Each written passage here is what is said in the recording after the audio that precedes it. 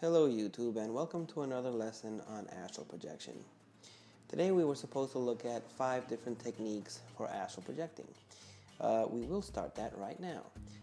The first one that we want to look at is affirmations. The first technique is called affirmations.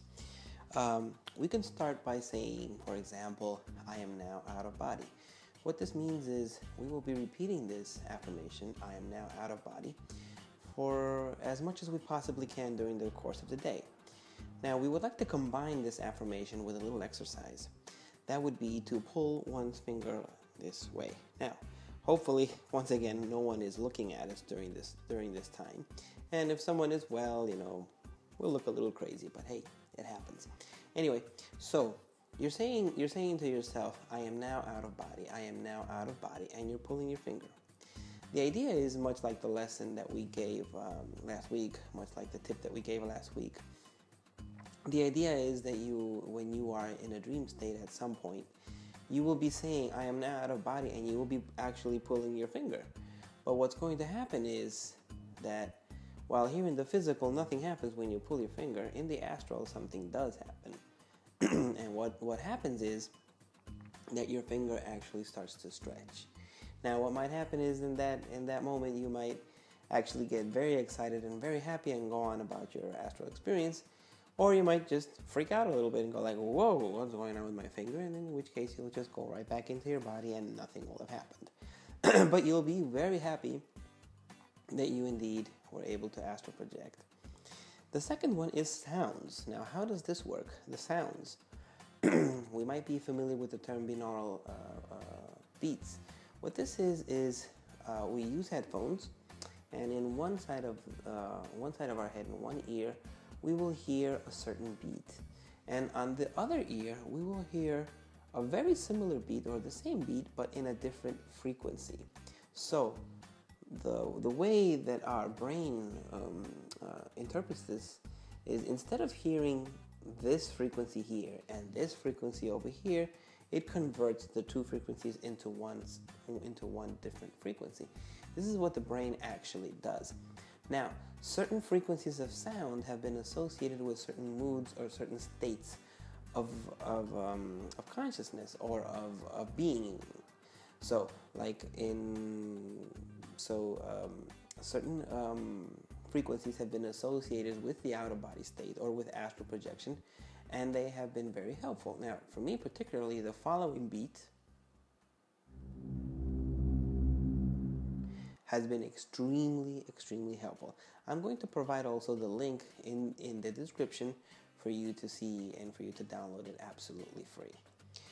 Another technique is the target technique. Now, the target technique, right before you are planning on astral projecting or going out of body,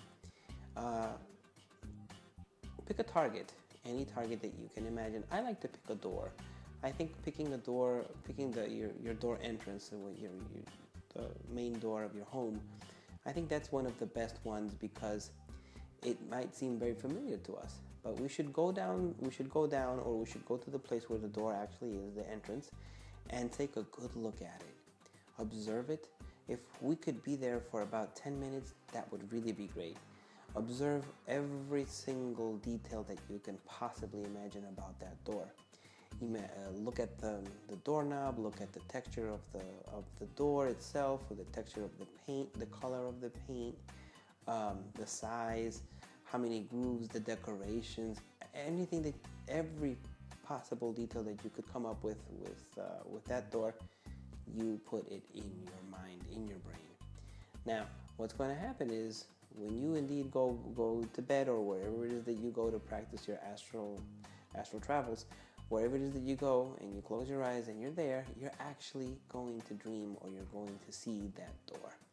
Now, if you're dreaming and you see that door, then that's your cue to realize that you're actually astral projecting. If you might not actually be dreaming, and you might actually you might experience the full out-of-body experience. You might actually feel yourself leaving your body and going to the door, which, if that happens, that is just totally amazing. Another technique or tip that we can give is to keep a journal.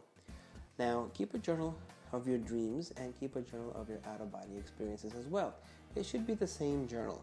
Just make sure to note whenever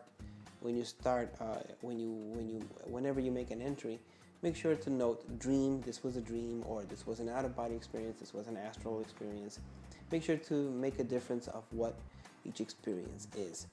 So keep your journal, and whenever you want to astral project, it's a good idea to review your journal. You'll find many patterns, you'll find many things that only you will understand once you start writing those entries. So number 4 was writing a journal, keeping a journal, and reading your journal before you plan on astral projecting. The 5th one would be to not move when you wake up. Yes. Many times when we wake up, what happens is we hear the alarm and bam, we wake up. Other times we just hit the snooze bar and we're just sitting there, okay, whatever, and that's it. The idea is that the alarm can sound and you hit it and you turn it off or whatever, hit the snooze button. But during that, instead of just completely snoozing, ask yourself, where was I?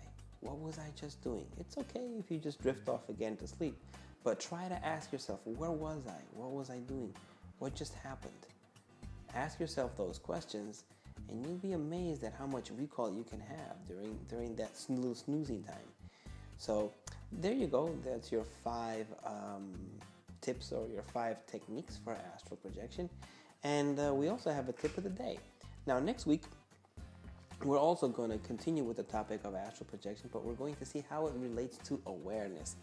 The next topic might entail 2 separate lessons. Yes, because it is a very, very deep topic, awareness, and how awareness relates to astral projection. So that's going to be just completely amazing. Don't forget to watch next week, because next week it's going to be really, really interesting.